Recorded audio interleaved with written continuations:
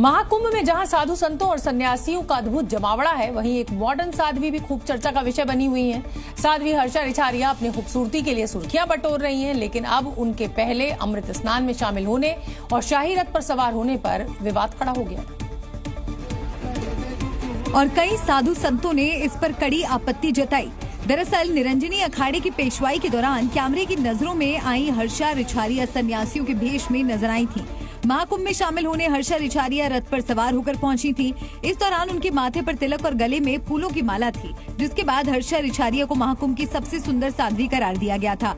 इस दौरान हर्षा ने खुद को आचार्य महामंडलेश्वर स्वामी कैलाशानंद गिरी जी का शिष्या बताया था, जिस पर शांभवी पीठाधीश्वर स्वामी आनंद स्वरूप ने कड़ी नाराजगी जताई।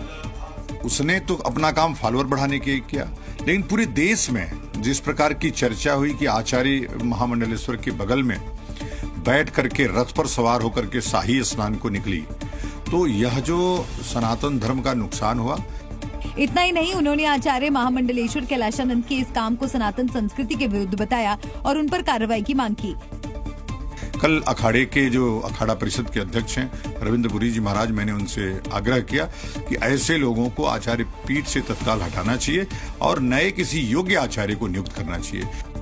दूसरे साधु संतों ने भी हर्षा को शाही रथ पर जगह देने पर आपत्ति जताई। उन्होंने कहा कि वो जिस तरह से भगवा कपड़े पहनकर शाही रथ पर बैठी, वो पूरी तरह से गलत था।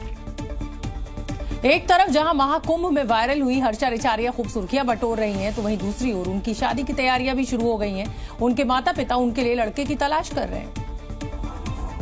और ये बात भोपाल में रहने वाले हर्षा के पिता ने जी न्यूज के साथ खास बातचीत में कही। जहाँ तक संन्यास वाली बात है, तो उसकी कुछ समय बाद शादी भी करेंगे, ऐसा नहीं है, और न संन्यास अभी भूलेंगे। हर्षा के पिता ने ये भी कहा कि उनकी बेटी ने गुरु दीक्षा ली है, संन्यास नहीं। वो महाराज शंकराचार्य कैलाश गिरी जी महाराज के श्री चरणों में जाके उनको गुरु बनाया है, उसने संन्यास की दीक्षा नहीं ली है।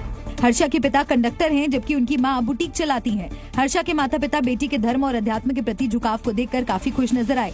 इतना सब करने के बाद भी वो इस लाइन में आई कि सनातनी या भगवान का या पूजा पाठ में, तो हर माँ को खुशी होगी। इस दौरान हर्षा के माता पिता ने उसे साध्वी कहकर ट्रोल नहीं करने की अपील की। उन्होंने कहा कि हर्षा ने संन्यास नहीं लिया है, वो एक सामान्य लड़की है जो धर्म कर्म में रुचि रखती है और ईश्वर भक्ति में लीन है। महाकुंभ के अद्भुत दर्शन देखने को मिल रहे हैं, नागा साधुओं के अलग अलग रूप भी देखने को मिल रहे हैं, तो वहीं अखाड़ों के सामने अपनी ही धुन में मस्त होकर शिव महिमा का बखान करती जंगम साधुओं की भी खूब चर्चा हो रही है। क्योंकि सर पर दशनामी पगड़ी, गेरुआ लुंगी कुर्ता और पगड़ी पर गुलदान में मोर पंखों का गुच्छा लगाए ये जंगम साधु अपनी ही धुन में रमे नजर आए। ये साधु जहां भी जाते हैं, वहीं पर इनकी चर्चा शुरू हो जाती है। जूना अखाड़े के श्री महंत कौशल तीरथ गिरी के शिविर में पहुंचे जंगम साधुओं ने शिव की महिमा सुनाई। महाकुंभ 2025 के रंग दिखाने के लिए हम पहुंचे जूना अखाड़ा, और यहाँ पर हमें मिले ये जंगम साधु, जो इस वक्त महाकुंभ में सब जगह चर्चा का केंद्र बने हुए हैं। तमाम साधु संतों के पास जाते हैं और उन्हें शिव की महिमा सुनाते हैं। सबसे खास बात है जंगम साधुओं की वेशभूषा। उनकी वेशभूषा में कई देवताओं के प्रतीक मौजूद हैं, जिसमें भगवान शिव के प्रतीक नागराज, भगवान विष्णु का प्रतीक मोर पंख से बना मुकुट, माता पार्वती के आभूषणों का प्रतीक बाला और घंटियां। शिव की स्तुति सुनाते, शिव विवाह सुनाते हम जंगम बाबे जी। शिव का 10 नाम, जो जंगम होता है 10 नाम का पुरोहित होता है। जितने साधु संत होते हैं, जैसे इनको दक्षिणा तो जंगम में कोई देते हैं साधु संत, जितने 10 नाम के अखाड़े हैं। ये साधु कुछ खास किस्म के वाद्य यंत्र बजाकर भजन सुनाते हैं। इनके भजन में शिव विवाह कथा, कलयुग की कथा और शिव पुराण होता है। महाकुंभ 2025 में ये जंगम साधु आकर्षण का केंद्र बने हुए हैं।